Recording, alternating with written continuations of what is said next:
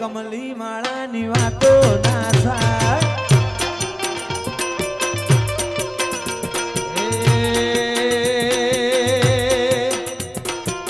રબારી સમાજનું રતન કહેવાય રબારી સમાજનું રતન કહેવાય MS વાઇસ ગ્રુપની વાતો